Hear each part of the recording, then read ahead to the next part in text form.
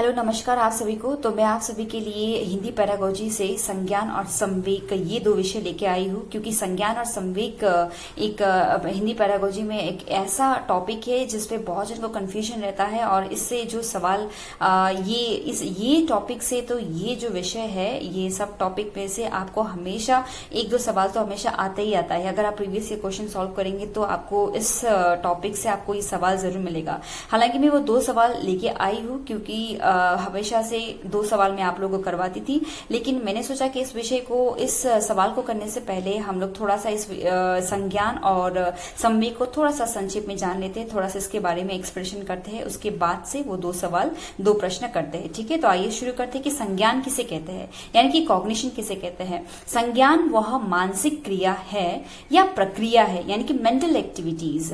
संज्ञान वह मानसिक क्रिया है या प्रक्रिया जिसके द्वारा हम क्या करते हैं, हम ज्ञान को अर्जन करते हैं, यानी कि ज्ञान अर्जन करने की प्रक्रिया को, ठीक है, ज्ञान अर्जन करने की वो सारी क्रिया, वो सारी प्रक्रियाओं को क्या कहते हैं, संज्ञान कहते हैं, जिसमें तर्क, वितर्क, प्रज्ञा यानी कि इंट्यूशन सम्मिलित होती है। ठीक है, इनमें स्मृति, प्रत्यक्षीकरण, मानसिक प्रतिरूप सम्मिलित होती है।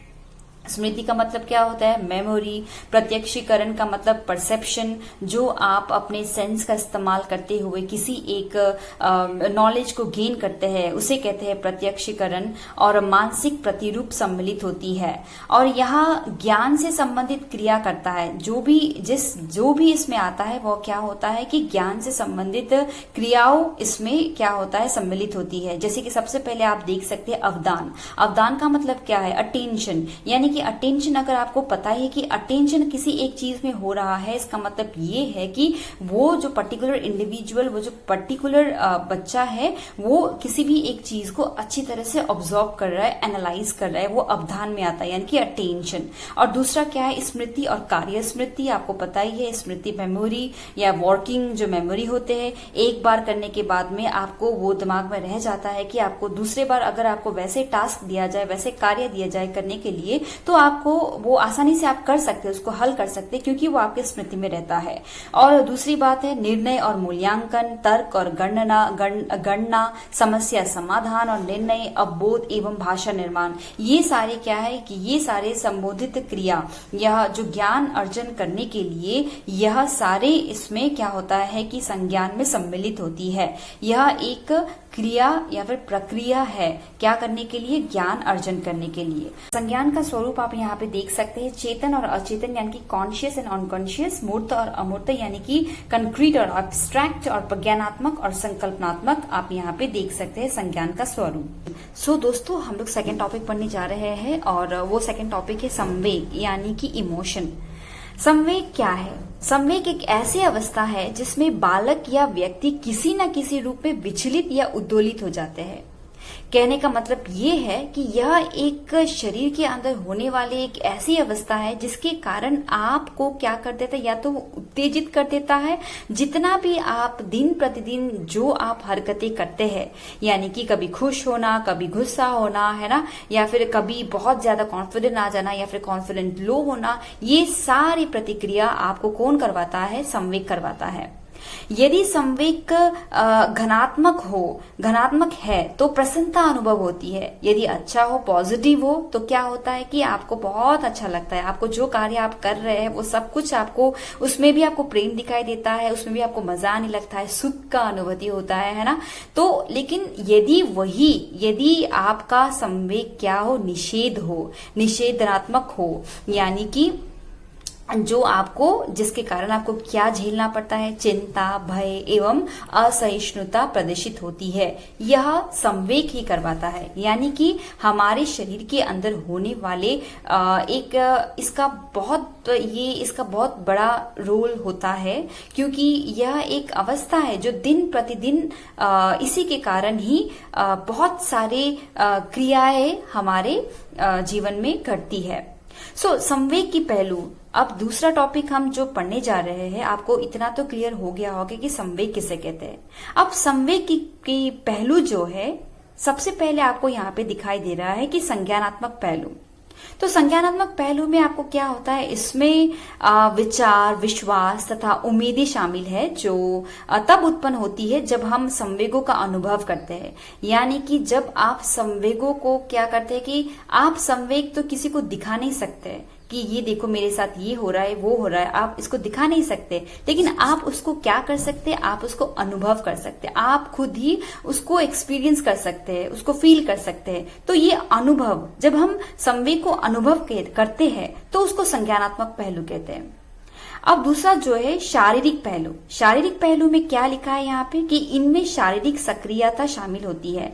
यानी कि जब आप भय या क्रोध जैसे संवेगों का अनुभव करते हैं तो आप पाते हैं कि आपकी नाड़ी, गति, रक्तचाप, सब श्वासन, सब कुछ आपकी प्रतिक्रिया तेज हो गए। फॉर एग्जाम्पल मैं आपको उदाहरण देती हूँ कि अगर आपके सामने एक जैसे कि आप सोचे कि अचानक से भूकंप आ गया, तो इसका मतलब ये नहीं कि आप एकदम लाइक डेड पर्सन जैसे आप बैठे रहेंगे वहां पे, आप कुछ हलचल करेंगे, आप प्रतिक्रिया दिखाएंगे। अगर सोचिए कि अगर आपके सामने शेर आ गया तो आप उसको देखते तो नहीं रहेंगे, आपका हलचल शुरू, आपके शरीर के अंदर कुछ हलचल शुरू होने लगेगा, जैसे कि आपकी नाड़ी तेज हो जाएगी, आपकी गति, नाड़ी की गति, रक्त का चाप, आपका श्वासन, सब कुछ तेज होने लगेगा, है ना। तो ये प्रतिक्रिया जब होती है तो शारीरिक पहलू, इस संवेग को शारीरिक पहलू कहते हैं। अब जो तीसरे नंबर पे है व्यवहारात्मक पहलू। अब ये क्या है, जैसे कि व्यवहारात्मक पहलू, इसमें विभिन्न प्रकार की भावनात्मक अभिव्यक्तियां शामिल होती है। यदि अपने माँ या अपने पिता को क्रोध या हर्ष के समय आपने देखा ही होगा, जैसे कि अगर आपको कुछ चाहिए होता है या फिर आपको अपने दोस्तों के साथ घूमने के लिए जाना होता है तो आपको डेफिनेटली आपके पेरेंट्स की परमिशन चाहिए, लेकिन आप अपने पापा या मम्मी जिससे भी आप परमिशन लेना चाहती हो, आप मोड़ देख के बोलते हो, है कि नहीं। पहले उनका चेहरा देखते हो कि उनका चेहरा कैसा है, वो किस अवस्था में है, यानी कि वो खुश है या फिर वो क्या मेरे को जाने देने लायक में है, या फिर वो एकदम मुझे जाने नहीं देंगे, या फिर वो एकदम क्रोधित अवस्था में है। तो ये जो आप देख के आपको पता चल जाता है कि वो अभी किस अवस्था में है ना, तो ये आता है आपका व्यवहारात्मक पहलू में। तो आपका यहाँ पे सबसे पहला सवाल जो यहाँ पे है, संज्ञान और संवेग के बारे में निम्नलिखित कथनों में से कौन सा कथन सही है। और एक बार पढ़ते हैं, संज्ञान और संवेग के बारे में निम्नलिखित कथनों में से कौन सा कथन सही है। सबसे पहला ऑप्शन है, संवेग संज्ञान को प्रभावित करते हैं किंतु संज्ञान संवेगों को प्रभावित नहीं करता। संज्ञान और संवेग एक दूसरे से स्वतंत्र प्रक्रिया है। संज्ञान और संवेग परस्पर जुड़े हुए हैं और एक दूसरे को प्रभावित करते हैं, या फिर उपयुक्त इनमें से सभी। देखिए, संज्ञान और संवेग, यानी कि संज्ञान और संवेग जो कि एक ही शरीर के अंदर होने वाली प्रक्रिया है, तो इसलिए इसका उत्तर होगा सी, संज्ञान और संवेग परस्पर एक दूसरे से जुड़े हैं, यानी कि एक दूसरे को प्रभावित करते हैं। क्यों?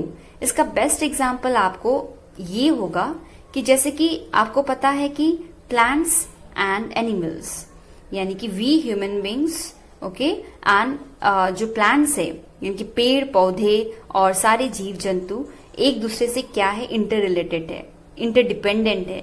यदि पेड़ पौधे ना होते, इसका मतलब ये नहीं कि बाकी जो जीव जंतु है वो जीवित रहेगा। क्यों? क्योंकि हमें पेड़ पौधे से ऑक्सीजन मिलती है और पेड़ पौधे को भी हमारे से, उन लोगों को भी कार्बन डाइऑक्साइड गैस मिलती है। तो ऐसे ही क्या है कि संज्ञान और संवेग ये एक ही शरीर में होने वाली प्रक्रिया है। तो ये नहीं कि ये स्वतंत्र प्रक्रिया है, नहीं, एक दूसरे से एकदम भिन्न है, ये बिल्कुल भी नहीं। ये एक दूसरे से क्या है कि प्रभावित होते हैं, ये एक दूसरे से परस्पर जुड़े हुए हैं। यानी कि इसका सवाल क्या होगा, सी, संज्ञान और संवेग परस्पर एक दूसरे से जुड़े हुए हैं। भोजन की तलाश किस संवेग से संबंधित है? दूसरा सवाल, भोजन की तलाश किस संवेग से संबंधित है? भूख से, पेट से, शरीर से या ऊर्जा से? तो इसका तो सीधा आंसर यही होगा कि भूख से। भूख लगी है ना, आपको ऐसा संवेग, ऐसा आपको मतलब इसको ये कौन से किस में आता है, ये संज्ञानात्मक पहलू में आता है। आपको ऐसा फील हुआ कि आपको भूख लगी, तो यानी कि भोजन की तलाश किस संवेग से संबंधित है, यह भूख से संबंधित है। तो आज मैं आशा करती हूँ कि आप लोगों को आज का ये सेशन, जो शॉर्ट सेशन था, आप लोगों को पसंद आया।